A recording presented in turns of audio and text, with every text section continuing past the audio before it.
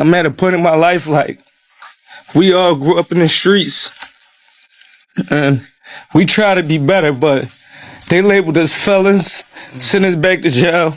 I had to fight against that the whole time to gain my respect and be who I am. What's up, King Son?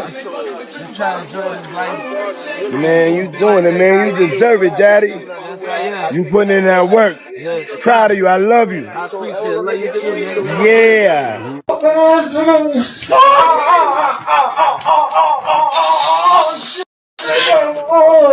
Champagne was spiked, son. Like, all the champagne was spiked. Everybody was passed the fuck out. I don't drink, so I was playing that shit off. And then Meek Milk running the around, talking about expensive pain in his ass. Wait, this is Philly you're talking about now. Wait a minute, Jack. Fuck Meek. Wait a minute. He's a fucking Fruit Loop. He Diddy-fied. This is Philly. He's a deep fried period. He Diddy-fied. He Diddy-fried. He the Diddy do-I-bop. Fuck Meek. Real rap. You think that audio that they put out was real? Yeah, that was him. Nicki put that out there.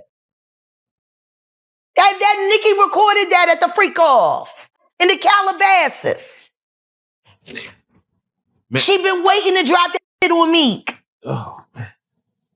She just wasn't going to tell nobody it was Diddy. But now that Diddy out there, why not? So then who's the guy who's claiming he recorded it? Oh, somebody that got paid? Yeah, he said, like, I was standing outside the door. Got paid. Yeah. It always starts with a redemption story. Coming from nothing, surviving the streets, fighting labels that never seem to come off. But what happens when the same past you escaped suddenly becomes the reason your name is being dragged into one of the messiest celebrity scandals in the industry? Because right now, Meek Mill isn't just fighting internet rumors. He's being pulled into a storm of explosive allegations, whispered recordings, industry power plays, and a controversy so big that people are claiming federal agencies are now watching closely.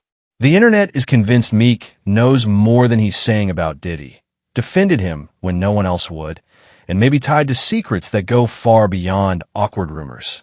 So how did Meek end up at the center of this chaos? Why do so many people think his silence speaks volumes? And what exactly are investigators allegedly looking into? Let's break it all down.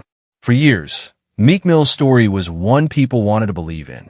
He wasn't supposed to make it out, and everyone knew that. A kid from Philly who came up surrounded by chaos, constantly under a microscope, fighting the system as much as he was fighting himself. Every setback only seemed to harden his resolve, and every comeback made fans root for him even harder. When he talked about being labeled, locked up, and written off, it felt personal. Not just his pain, but a reflection of what so many people felt trapped by. Meek wasn't just a rapper to his supporters. He was proof that survival could turn into success, that the streets didn't always get the final word. That's why people defended him so loudly. Through legal battles, industry politics, and public scrutiny, Meek built an image around resilience and self-respect. He spoke about growth, about fatherhood, about breaking cycles. He positioned himself as someone who had earned his place, someone who refused to be controlled or exploited.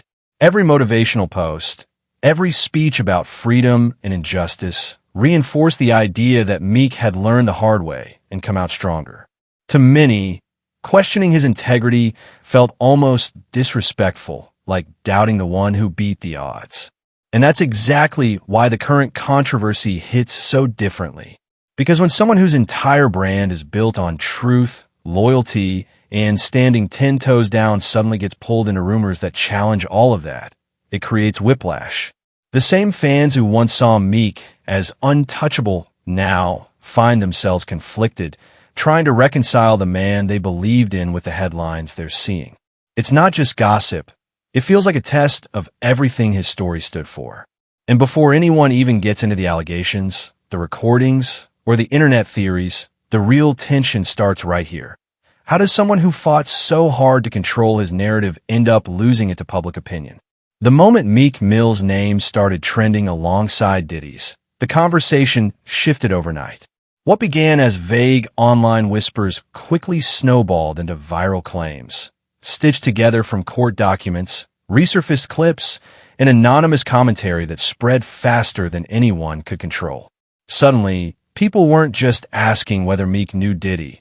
They were asking how much he knew, when he knew it, and why he appeared so willing to stand by him when others were backing away.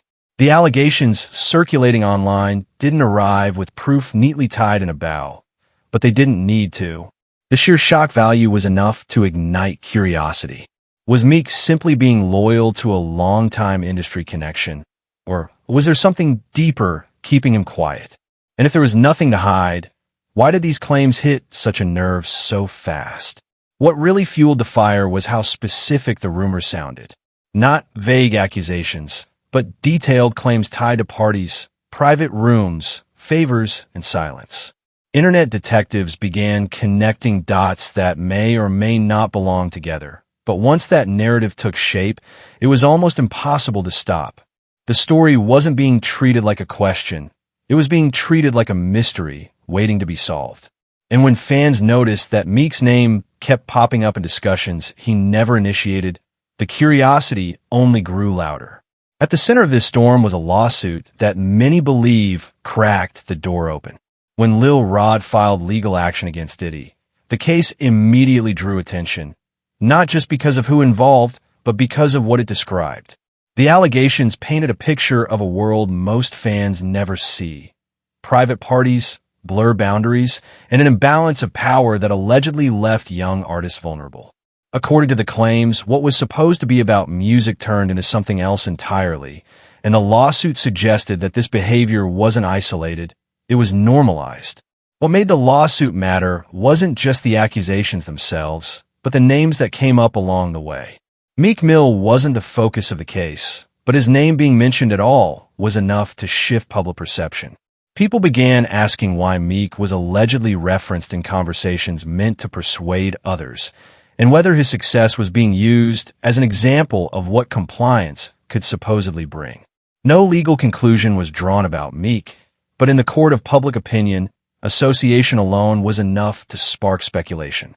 Once his name entered that legal narrative, even indirectly, it never really left. As the lawsuit made headlines, the conversation expanded beyond any one person. People started revisiting long-standing rumors about how the industry really works, especially behind closed doors. Stories about favors disguised as opportunities, pressure masked as mentorship, and silence rewarded with success began resurfacing.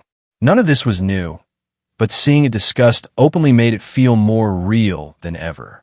The idea that power could protect certain people while trapping others has always existed, but now fans were questioning whether their favorite success stories came with unseen costs. In this context, Meek's situation felt symbolic. Not because anything was proven, but because it raised uncomfortable questions about survival in an industry where saying no might mean losing everything. Were artists protecting themselves or protecting someone else? Was loyalty genuine, or was it enforced through fear of what could come out if alliances broke? These rumors thrive in silence, and every time a powerful figure avoids addressing them head-on, the speculation only grows stronger. When Meek finally addressed the rumors, his response became its own headline. His tone wasn't calm or detached. It was defensive, emotional, and rooted in identity. He leaned heavily on where he's from, how he was raised, and what he claimed would never be tolerated around him. To supporters, it sounded like a man offended by lies. To critics, it sounded like someone reacting to pressure rather than facts. And that's where perception began to split. What stood out most wasn't just what Meek denied, but what he chose to focus on denying. He pushed back against implications about his character and masculinity, but avoided directly addressing why his name kept surfacing in these conversations at all. In situations like this, silence can speak as loudly as words. The internet isn't patient, and when explanations feel selective, people start filling in the gaps themselves. Whether fair or not, Meek's response didn't end the discussion.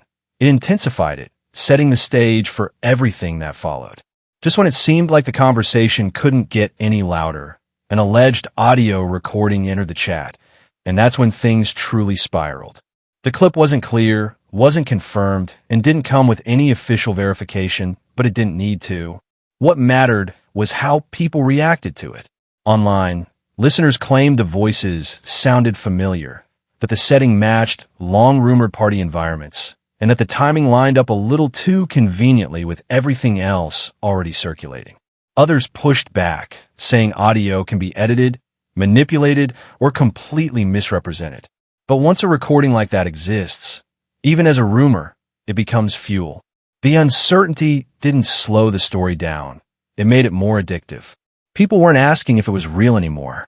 They were asking why something like this even existed in the first place.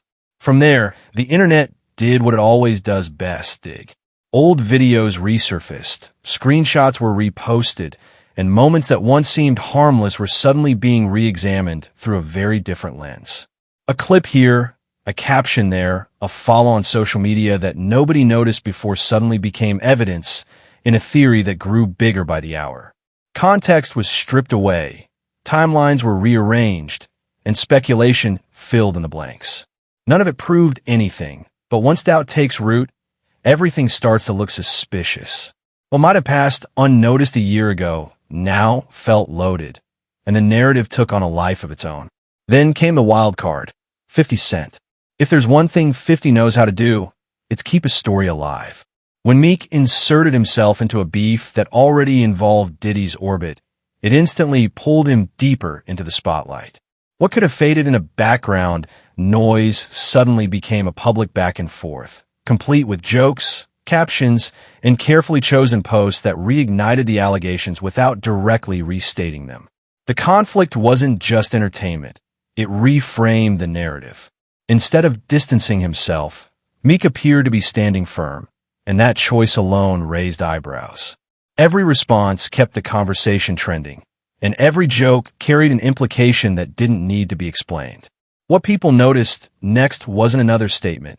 It was the lack of one. Meek addressed certain accusations quickly, especially those that challenged his image or pride, but other questions remained unanswered. Why defend some points aggressively while ignoring others completely? Why respond to jokes, but not to the underlying rumors fueling them? In scandals like this, silence doesn't calm things down. It creates suspense. The unanswered questions became the new hook, leaving people watching closely for what would be said next, or whether anything would be said at all. As if the story wasn't complicated enough, another layer was added through commentary from Jaguar Wright. Her claims didn't come with receipts or confirmations, but they didn't need to. They were explosive enough on their own. Bringing Nicki Minaj into the conversation shifted the focus again, adding emotion, history, and personal relationships to an already tangled narrative. These weren't new allegations being proven. They were rumors stacked on top of rumors, retold through a third-party voice that has a reputation for saying what others won't. And that's where perception gets messy. The more voices enter the conversation, the harder it becomes to separate truth from interpretation. By this point, the audience was split straight down the middle. Some people saw Meek as a victim of association, dragged into a scandal bigger than him simply because of proximity and loyalty. Others felt the patterns were too consistent to ignore and questioned why the same names kept appearing together. Sympathy and suspicion lived side by side in the comments, and that tension is what kept people locked in. Everyone had a theory, and every theory felt just believable enough to argue over. And that's where things stand now. No clear answers, no confirmed conclusions, just layers of claims, reactions, and unanswered questions. Is this a case of internet speculation running wild? Or are there still pieces of the story that haven't come to light yet? Was Meek protecting himself, protecting someone else, or simply caught in the wrong place at the wrong time? Until more facts surface, all anyone can do is watch how this unfolds. Pay attention to what's said and what isn't, and decide for themselves what they believe is really going on.